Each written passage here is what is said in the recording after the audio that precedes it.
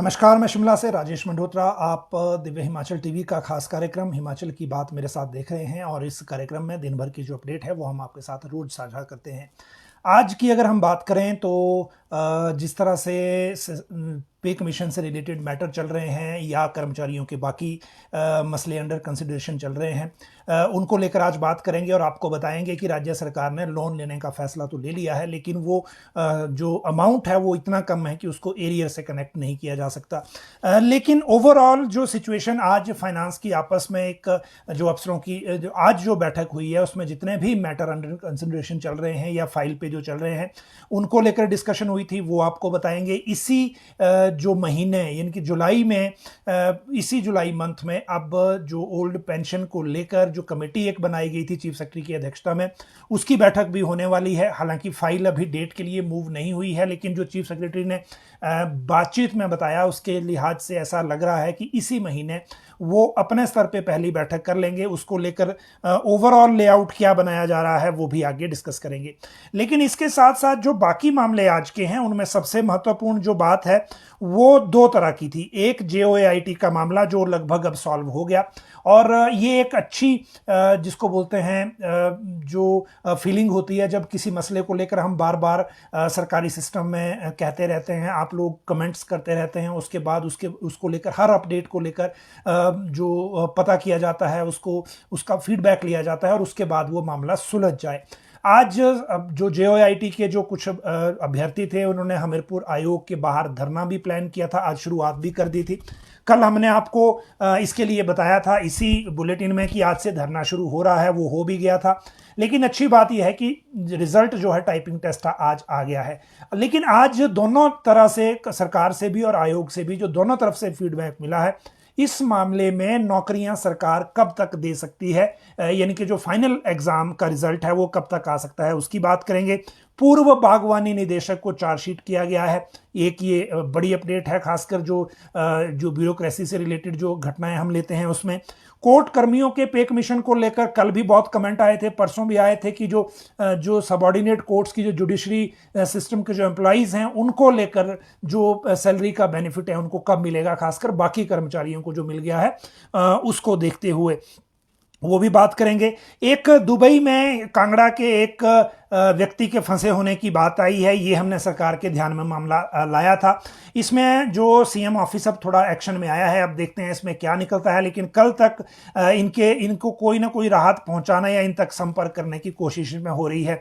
Flight से PGI kidney कैसे भेजी गई टांडा से, ये भी एक आज का महत्वपूर्ण इंसिडेंट है। और इसके साथ साथ बात करेंगे बिजली बोर्ड में अब धरना क्यों हो रहा है, बिना टीचर के स्कूल, उस स्कूल को आप स्कूल कैसे कहेंगे जहां टीचर ही ना हो, और ये प्राइमरी स्कूलों की बात हो रही है। फसल बीमा और सेब कार्टन पे आज क्या हुआ है वो बात करेंगे। बरसात से मौतों का क्रम जारी है, लेकिन इसके साथ येलो अलर्ट जो जारी हुआ है उसकी बात करेंगे। और जो कोविड के केसेस हैं उनमें इसलिए बात करना आज जरूरी है क्योंकि कोविड के केसेस के मामले में ये बहुत अब क्लियर हो गया है कि जो एक्टिव केसेस के बढ़ने का सिलसिला है वो अब नहीं रुक रहा है। मतलब ये है कि आने वाले दिनों में इसको लेकर कोई नई अपडेट, अब जिसको आप कह सकते हैं कि चौथी लहर भी जिसको बोल सकते हैं, वो कहीं हमें देखने को ना मिले। इसको लेकर इंतजार अब करना होगा क्योंकि डेली जो केसेस हैं वो बढ़ रहे हैं। आज भी 100 से ऊपर केसेस हैं और इन केसेस का जो वृद्धि है वो अब ये संकेत दे रही है कि हम किस तरफ को जा रहे हैं। इसके साथ अब शुरुआत कोविड से ही कर लेते हैं, फिर बाकी सारे जो मामले मैंने आपको बताया वो एक एक करके आपके साथ डिस्कस करेंगे। अगर हम कोविड की अभी की बात करें तो आज 2337 सैंपल भेजे गए थे, 104 पॉजिटिव केस मिले हैं और 47 रिकवर हुए हैं। 4 पेशेंट आज एडमिट हुए हैं। 607 टोटल जो एक्टिव अब पूरे हिमाचल में एक्टिव केसेस हैं उनकी संख्या हो गई है, और जो 11 टोटल हो गए हैं जो हॉस्पिटल में एडमिट हैं कोविड की वजह से, क्योंकि एडमिशन बहुत कम थी, इसीलिए इसको डेली कंपेयर करना और इस पर नजर रखना जरूरी है। जहां तक आज के केसेस की बात है तो 104 केसेस में 39 केसेस सिर्फ कांगड़ा में हैं, 22 केस शिमला में मिले हैं फिर, और तीसरे नंबर पे 10 केस हैं मंडी में। लेकिन ये ज्यादा इसलिए हैं क्योंकि इन जिलों में सैंपलिंग भी ज्यादा है। और टोटल जो 607 केसेस हैं, 216 कांगड़ा हो गया है अब, और बाकी सारे अभी 100 से नीचे हैं जिले। लेकिन टोटल जो केसेस हैं वो रैपिडली बढ़ रहे हैं। तो इसीलिए इन सारे मामलों पे अब खासकर कोविड का जो मामला है उस पर ध्यान रखने की ज़रूरत है। और इसको इसलिए ध्यान रखने की ज़रूरत है क्योंकि इस मामले में अभी भी ये पता लगाया जाना बाकी है, इस मामले में ये देखा जाना बाकी है कि ये स्पीड कब तक और कितने दिन रहती है इन केस अगर हम सैंपलिंग भी इंक्रीज नहीं करते। इसके बाद अगली बात पे आएंगे और जो अगली बात है उसकी बात करेंगे। जहाँ तक जो मामला है जो मौसम से रिलेटेड और जो बरसात का एक जो अलर्ट दिया गया है उस अलर्ट पे अगर हम बात करें तो आज जो वेदर का फोरकास्ट है उसके मुताबिक तो 5 जुलाई तक जो मौसम है वो ऐसा ही रहेगा और 5 जुलाई तक जो नुकसान है वो मौसम की वजह से और हो सकता है क्योंकि येलो अलर्ट जारी किया गया है और धर्मशाला में सबसे अधिक 82 मिलीमीटर बारिश रिकॉर्ड की गई है और उसके बाद जो टेम्परेचर में डिक्लाइन आया है वो पूरे प्रदेश में ही आया है। लेकिन येलो अलर्ट है इसलिए जो चीज़ें हैं वो उस तरफ को अब रहेंगी। और लेकिन आज की मैं जो इंसिडेंट आपको बताऊं अगर तो आज के जो इंसिडेंट है उसमें जो मौसम से रिलेटेड हैं तो उसमें एक तो देखिए जो चंबा में एक इंसिडेंट हुआ है और ये भी बरसात से रिलेटेड है क्योंकि जो मंडी और कुल्लू मनाली का जो NH है वो 15 घंटे तक बंद रहा क्योंकि बीच में चट्टानें आ गई थी, कुछ लोग जख्मी भी हुए हैं। इसके साथ जो चंबा में किलाड़ बाया साच पास मार्ग पर सेंट्रो कार एक गिर गई थी, पति पत्नी की इसमें मौत हो गई है और एक व्यक्ति अन्य इसमें घायल है और तीसरा में जिनका इलाज चल रहा है। ये इंसिडेंट हो रहे हैं आज के दिन, इसीलिए इस मौसम में अगर आप सफ़र कहीं कर रहे हैं तो ज़्यादा चीज़ों का ध्यान और अवेयर रहने की ज़रूरत है। इसके बाद अगली बात करते हैं और वो है अब मामला फसल बीमा और सेब काटन का। और इस मामले में भी क्योंकि बड़े दिनों से ये बात चल रही है, सेब काटन को लेकर मैंने आपको बताया था कि यहाँ पर जो सरकार में एक बैठकों का सिलसिला चल रहा था क्योंकि आज इस बारे में बैठकें होनी थी और हम उन बैठकों की आपको जानकारी दें कि 2 तरह की हैं। एक 5 तारीख को होगी, वो है फसल बीमा को लेकर, और एक आज हुई है वो है पूरी तरह से जो फसल बीमा योजना की तो 5 की सेब काटन को लेकर। सेब काटन की जो बैठक थी आज वो बागवानी सचिव अमिताभ अवस्थी ने ली है और इसमें सेब काटन के दामों में बढ़ोतरी पर विभाग जो है वो सरकार के सामने बात करेगा, सरकार के सामने ये बात उठाएगा और GST घटाने पर काउंसिल को प्रस्ताव भेजने की तैयारी है। लेकिन जो बाकी मामले हैं जैसे विदेशी सेब पर जो आयात शुल्क बढ़ाने की मांग फिर से उठाई है बागवानों ने, क्योंकि इसमें बागवानों को भी बुलाया गया था। जहां तक मिड डे मील में सेब शुरू करने की जो फैसला था जो कल बागवानी मंत्री ने भी बताया था उसकी बागवानों ने तारीफ की है। लेकिन इसके साथ जो दूसरी महत्वपूर्ण बैठक है वो है फसल बीमा को लेकर, जिससे ना केवल एग्रीकल्चर बल्कि बागवानी विभाग भी डायरेक्टली कनेक्टेड है। फसल बीमा को लेकर 5 को जो CEO हैं फसल बीमा योजना के रितेश चौहान, ये हिमाचल के ही रहने वाले हैं। DC बिलासपुर भी शायद बीच में रहे थे, फिर JP नड्डा के साथ ये दिल्ली चले गए थे। अब ये भारत सरकार के कृषि मंत्रालय में फसल बीमा योजना के CEO हैं। ये 5 जुलाई को सोलन आ रहे हैं और 5 जुलाई को सोलन में बागवानी और कृषि दोनों विभागों के अफसर बुलाए जा रहे हैं। कृषि सचिव राकेश कंवर इसको कोऑर्डिनेट करेंगे। और हिमाचल जो बार बार कह रहा है कि फसल बीमा योजना हिमाचल को सूट नहीं कर रही, यहाँ बागवानों को इस योजना का कोई ज़्यादा लाभ नहीं मिल रहा, इसको दोबारा से बात उठाई जाएगी कि इस योजना में किस तरह से थोड़ी करेक्शन की जाए। आपको याद है बागवानी का जो मंत्री हैं यहाँ पर, उन्होंने विधानसभा में ऑन रिकॉर्ड कह दिया था कि उन्हें तो ये स्कीम समझ नहीं आई क्योंकि जितना प्रीमियम भरते हैं उतना मुआवजा भी बागवानों को नहीं मिल पाता। तो अब क्योंकि ये जब बैठक बुलाई गई है तो इसमें ये देखना होगा कि इस बैठक में क्या निकलता है और इस बैठक में जो बागवानों के लिए जो समाधान है वो किस तरह से सामने आता है।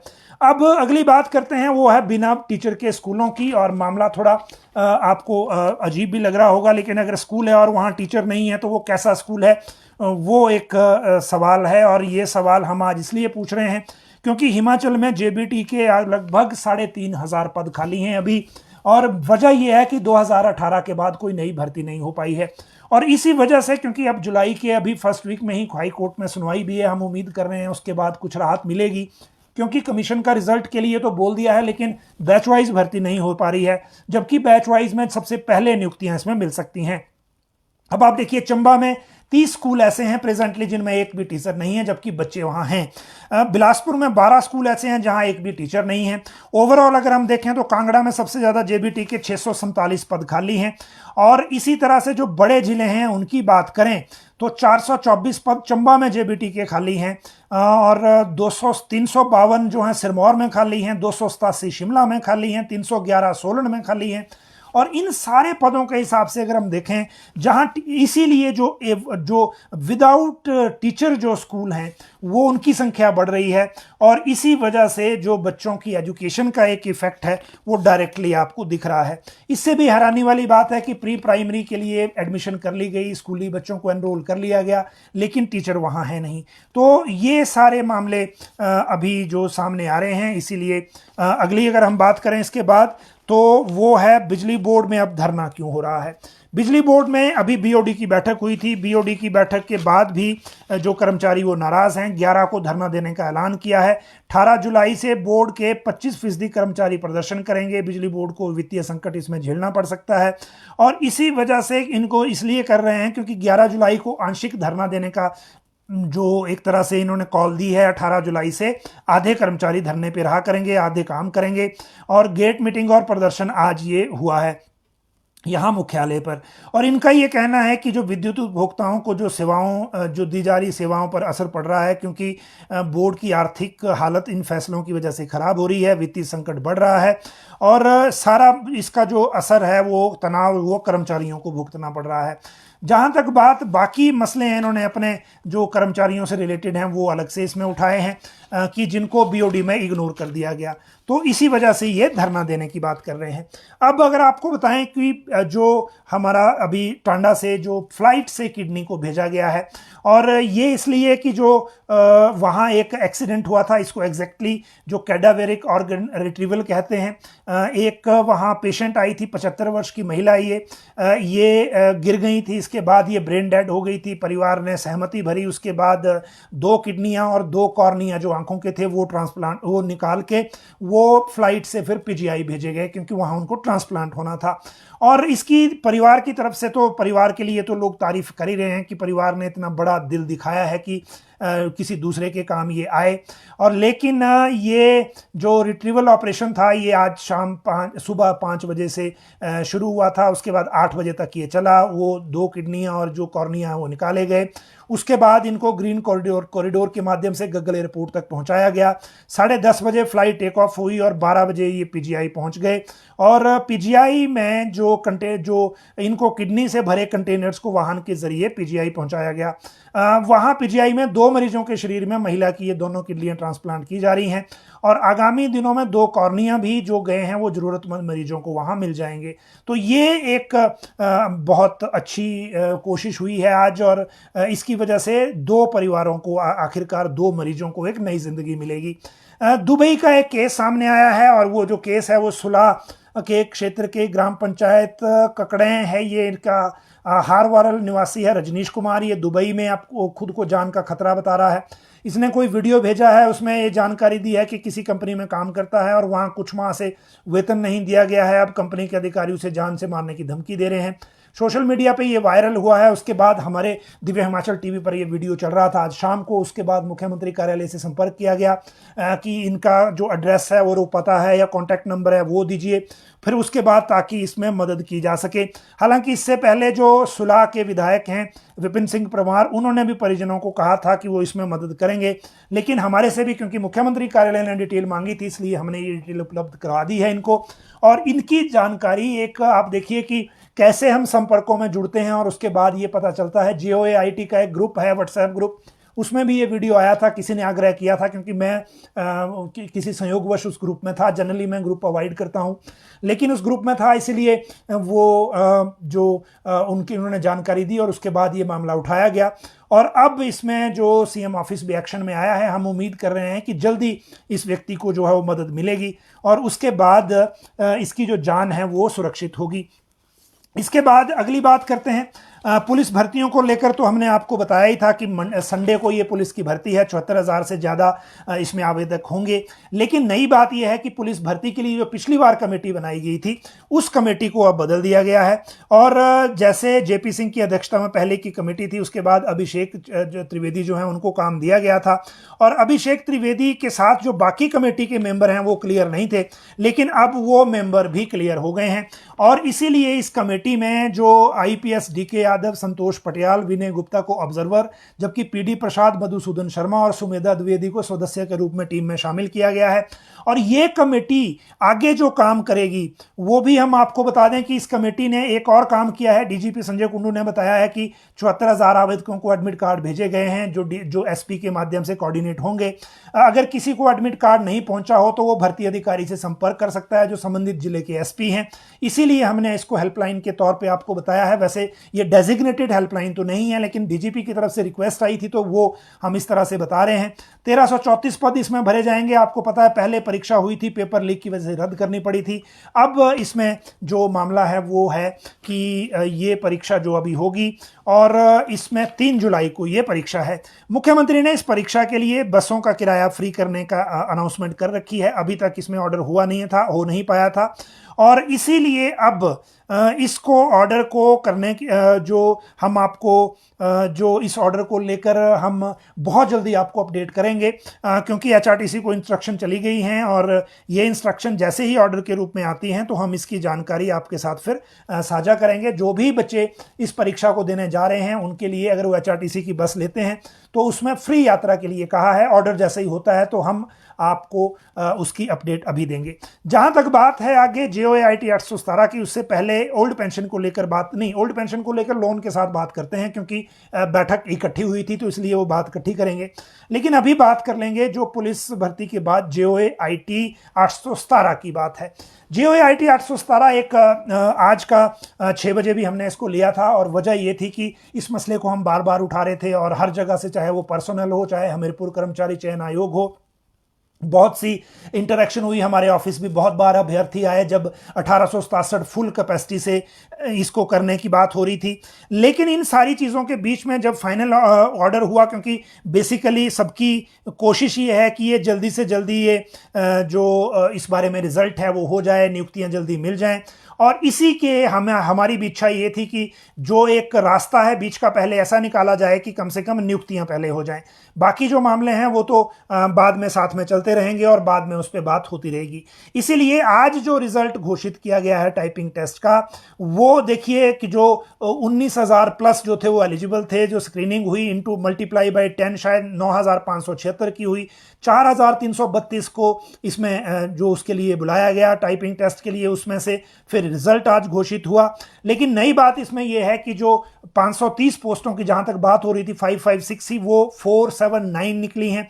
इसीलिए जो रिजल्ट अभी टोटल पोस्टों का जो बताया गया है वो हमने जो दिन को आपको बताया था वो 1867 जो टोटल थे, इनके बजाय 1388 पोस्ट का ये रिजल्ट निकलेगा।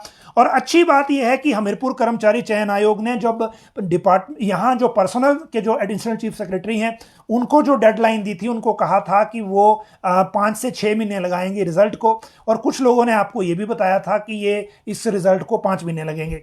लेकिन अब आप देखिए आज जो इवेल्युएशन प्रोसेस है, मैंने आपको बताया था कि पर्सनल ने क्लियरली कहा है कि 1 महीना या इससे भी कम समय में इसको कंप्लीट करें, और ये भी शेड्यूल दे दिया था कि पर डे मैक्सिमम जो पर डे 4 बेंच लगाकर मिनिमम 40 बच्चे एक दिन एक जो बेंच है वो करे, और ये भी डेडलाइन दी गई थी। इसीलिए आज जो इवैल्यूएशन का प्रोसेस आया है 1 अगस्त से 31 अगस्त तक का, वो 1 महीने का आया है। आपको इसमें जो अच्छी खबर ये है जेओआईटी 817 के जो अभ्यर्थी हैं उनको, कि अगस्त में अगर कंप्लीट हो जाए तो अगस्त में शिमला में कोड ऑफ कंडक्ट लगा होगा, और ये कोड ऑफ कंडक्ट लगभग तीसरे सप्ताह तक रहेगा नगर निगम चुनाव की वजह से। और इसीलिए जो रिजल्ट और नियुक्तियां हैं वो वैसे भी उसके बीच में रिजल्ट आना भी नहीं था, अगर आ भी जाता तो नियुक्ति नहीं होनी थी। इसीलिए अब अगर 31 अगस्त तक इवैल्यूएशन कंप्लीट होती है तो सितंबर का महीना हमारे पास ऐसा है जिसमें अगर रिजल्ट निकल जाए तो नियुक्तियां हो सकती हैं, और सितंबर में ये रिजल्ट फिर आ भी जाएगा। क्योंकि जो सरकार ने अभी कैबिनेट से ये रास्ता निकाला था कि इतने पद जो है वो हटा के रिजल्ट डिक्लेयर कर दिया जाए, वो इसलिए था ताकि ये रिजल्ट के बाद चुनाव से पहले पहले नौकरी दे दी जाए। तो ये अब एक राहत की बात यह है कि 5-6 महीने नहीं, ये 2 महीने के अंदर, जुलाई अभी है और अगस्त में इवैल्यूएशन हो जाएगी, सितंबर में आपके रिजल्ट के साथ इसमें नियुक्तियां हो जाएंगी। तो ये दूसरी बात है। अब इसमें कोर्ट कर्मियों के जो पे कमीशन की बात है उसकी बात कर लेते हैं। और कोर्ट कर्मियों का जो पे कमीशन का मैटर है वो बड़े सारे हमारे व्यूअर बार बार उठाते रहते हैं। कल भी इन्होंने बात की थी और कल भी अब मैंने आपको एश्योर किया था कि इस फाइल को हम आज चेज करेंगे और आज हमने इसको थोड़ा ट्रेस करने की कोशिश की है। दरअसल इसमें 2 तरह के जो दिक्कतें थी और इसमें 2 तरह के रूल्स हैं जो ये सबऑर्डिनेट जुडिशरी के एम्प्लॉई हैं जिनके पे कमीशन को लेकर लगते हैं। पहली ये बात समझने की जरूरत है, मैं अदर देन जो एम्प्लॉई हैं उनको बता रहा हूं ये, क्योंकि जो जुडिशरी के एम्प्लॉई हैं जो इंतजार कर रहे हैं उनको पता है कि जो हाई कोर्ट इन रूल्स को अमेंड करता है, फिर सरकार इनको ओके करती है, उसके बाद फाइनेंस को भेजते हैं और फिर इनको उसका लाभ मिलता है, क्योंकि इन रूल्स में जो एक शेड्यूल है वो बदला जाना होता है हाई कोर्ट की तरफ से। अब इसमें हुआ यह है कि जो एक रूल्स इसमें 2005 के हैं और एक 1976 के हैं। जो 2012 और 16 में अमेंड हुए थे वो 2005 के रूल्स हैं, लेकिन अब हाई कोर्ट और लॉ डिपार्टमेंट, हाई कोर्ट दरअसल शायद ये चाहता होगा, जहां से ये ड्राफ्ट आया था पहले, कि जो 2005 वाले रूल्स हैं उनको हटा दिया जाए और 1976 के हैं उनको अमेंड करके फिर उसको आगे लागू किया जाए, ताकि 2012 और 16 के ऑटोमेटिकली रिपील हो जाएं जो पहले रिपील नहीं किए गए थे। तो इसीलिए अब जो लॉ को जो एडवाइस के लिए गई थी फाइल इसकी, वो इस एडवाइस के लिए गई थी कि क्या हम 2005 वाले रूल्स को रिपील कर सकते हैं या नहीं। तो उसमें लॉ ने कह दिया है कि आप कर सकते हैं और उसके करने के साथ ही 1976 वाले ऑटोमेटिकली लागू हो जाएंगे और 1976 वाले जो रूल्स हैं उसमें आप फिर संशोधन कर पाएंगे। प्रेजेंट जो पे कमीशन का बेनिफिट देना है उसके हिसाब से, या बढ़ी हुई सैलरी का बेनिफिट देना है उसके हिसाब से। तो ये अब फाइल चल रही है, लॉ से आ गई थी, लॉ से आने के बाद अब ये फाइल जो है वो फाइनेंस को चली गई है। इससे पहले जो जुडिशरी एम्प्लॉई एसोसिएशन है कोई, उस एसोसिएशन का ज्ञापन फाइनेंस में आया था, लेकिन ज्ञापन के साथ क्योंकि रूल्स नहीं आए थे जो होम डिपार्टमेंट है वहां से, इसीलिए फाइनेंस ने होम को वो रूल्स वापस, जो ज्ञापन है वो भेज दिया था। अब ज्ञापन और ये फाइल दोनों एक साथ आएंगे। रादर फाइल तो आ गई है, लेकिन जो ज्ञापन वाला इशू है वो फिर उसके बाद एक साथ आएगा। तो ये प्रोसेस में मैटर है, बहुत जल्दी मुझे लगता है ये सॉल्व हो जाएगा। पूर्व बागवानी निदेशक हैं एक हमारे यहाँ थे रादर, और वो हैं डॉक्टर HS बवेजा। ये नौणी विश्वविद्यालय के किसी विभाग में प्रोफेसर हैं। 2016 में जब वीरभद्र सिंह की सरकार थी तो इनको पहले मार्केटिंग बोर्ड का MD लगाया गया और उसके बाद इनको डायरेक्टर लगा दिया गया हॉर्टिकल्चर डिपार्टमेंट में। हॉर्टिकल्चर डिपार्टमेंट में डायरेक्टर लगे और वहाँ पे एक आरोप इन पे लगे जो सब्सिडी है उसको अलॉटमेंट में, और एक जो ठियोग के बलघार में कोई किसी एक निजी फर्म का CA स्टोर है जिसको करीब 7 करोड़ की सब्सिडी पहली इंस्टॉलमेंट जानी थी, और वो जो उस इंस्टॉलमेंट को देने में धांधली के आरोप इन पे लगे थे। उसकी एक अलग से शिकायत के आधार पे विजिलेंस में अलग से केस एक है। लेकिन अभी क्या हुआ है कि जो इनको अपॉर्चुनिटी दी गई होगी, 2 बार सुनवाई की, ये आए नहीं उसको अटेंड करने, उसके बाद बागवानी सचिव ने इनको चार्जशीट कर दिया है। हालांकि अभी देखिए चार्जशीट कर दिया है और वो जो रूल 14 है उसमें किया है CCS रूल्स का, लेकिन जो नई बात यह है कि प्रेजेंटली ये डेपुटेशन पर हैं और उत्तराखंड में बागवानी विभाग के डायरेक्टर हैं।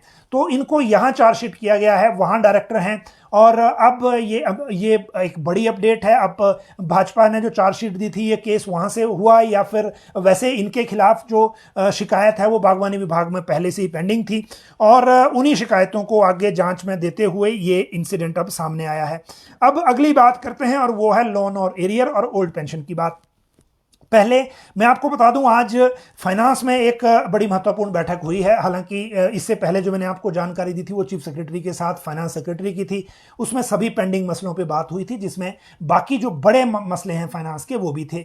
और उस बैठक के बाद ही चीफ सेक्रेटरी ने हमें बताया था कि जो ओल्ड पेंशन का मैटर है, क्योंकि मैंने आपको कल ही बताया था कि मुख्यमंत्री ने फिर से कहा है चीफ सेक्रेटरी को कि वो पहले बैठक करें, फिर पॉसिबल जो रास्ते हैं, विकल्प हैं, क्योंकि मुख्यमंत्री भी चाहते हैं या सरकार भी चाहती है कि ओल्ड पेंशन के मामले में क्या रास्ता लिया जाए, क्या जो राजस्थान ने लिया वो हिमाचल के लिए वाइबल है या नहीं, क्योंकि राजस्थान वाला तो गवर्नमेंट ऑफ इंडिया से रिजेक्ट हो गया है।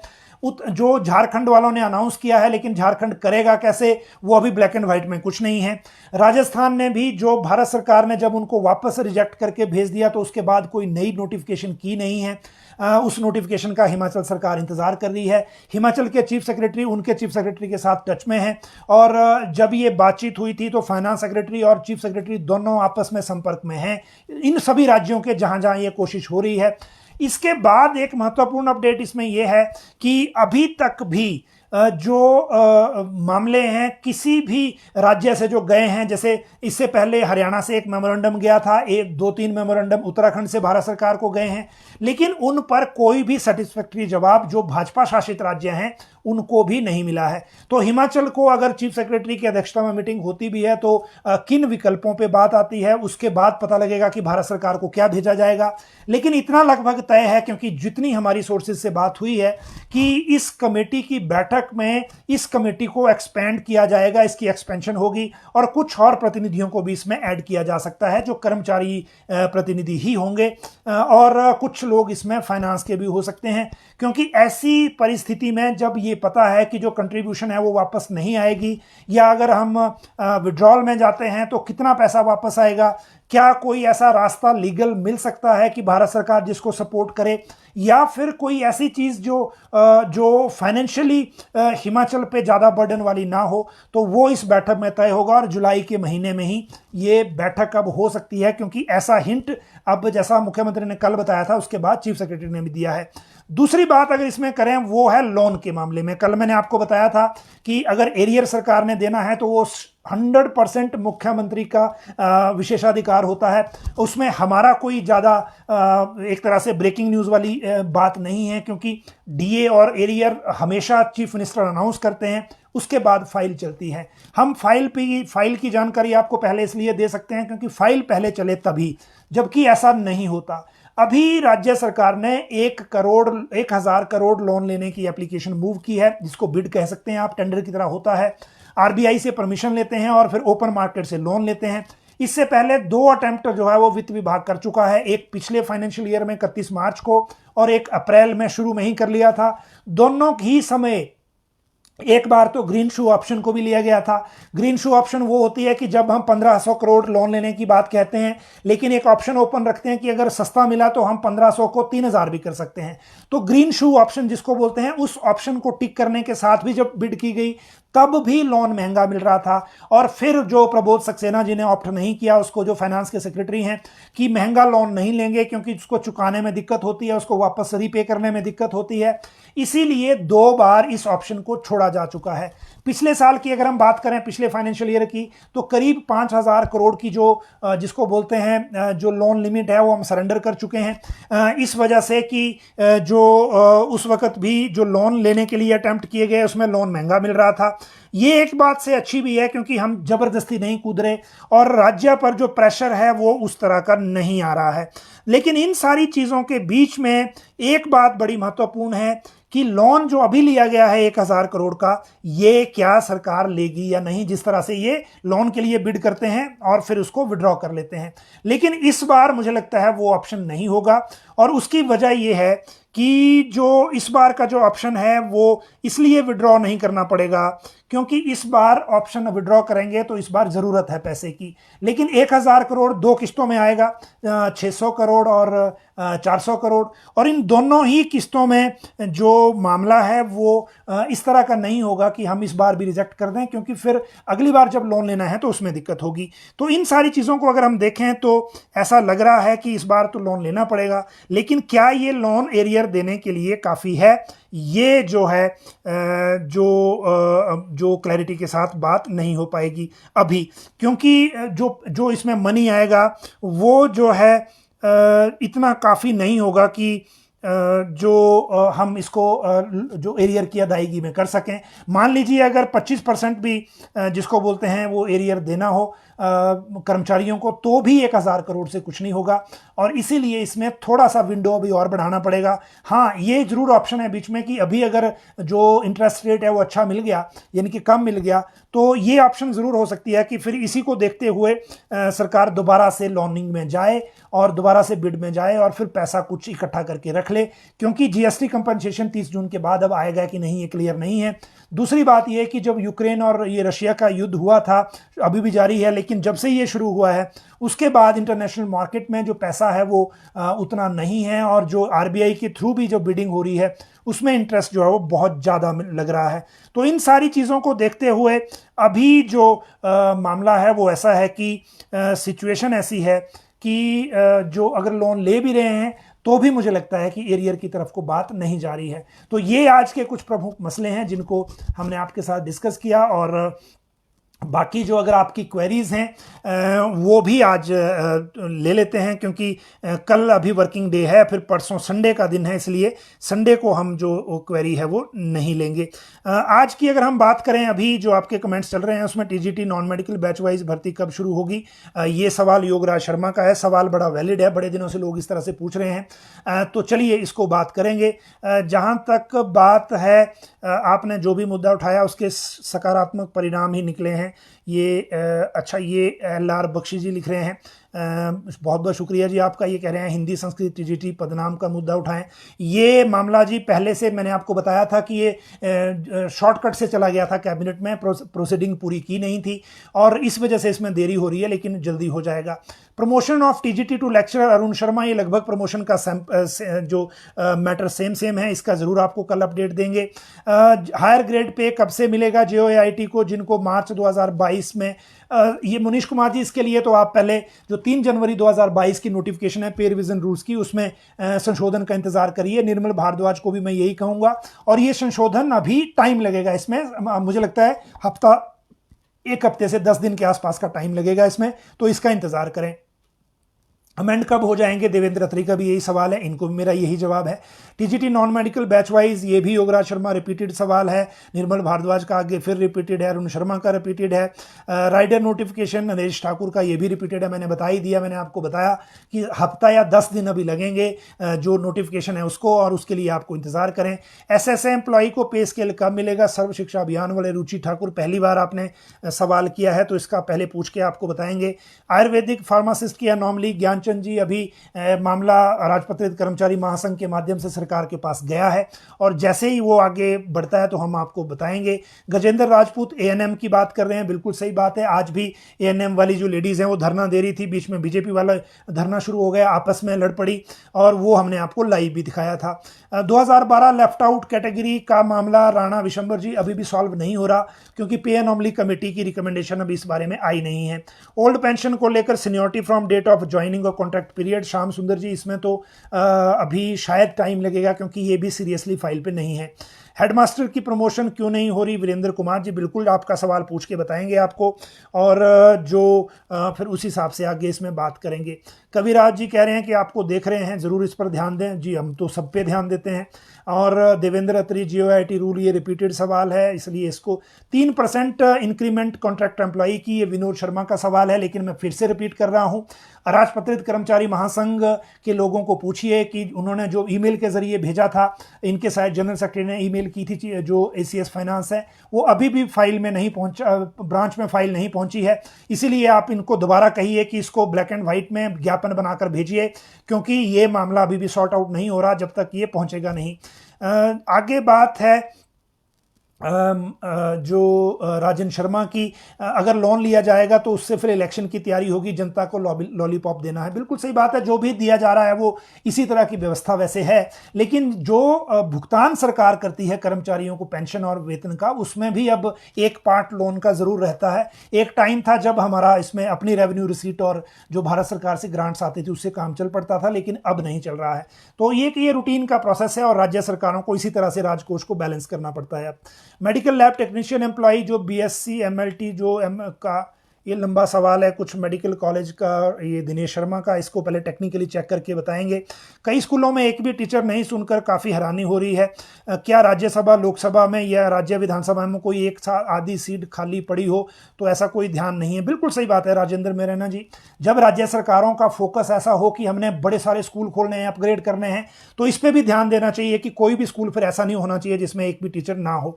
तो JOAIT जिनको मार्च 2022 में 2 साल हो गए, बिल्कुल ये राइडर से रिलेटेड मैटर है। एमबीबीएस डॉक्टर के वॉक इन इंटरव्यू कब से होंगे, ये भी महत्वपूर्ण सवाल है, हम जरूर इसका चेक करेंगे कि इसमें फाइनली हो क्या रहा है।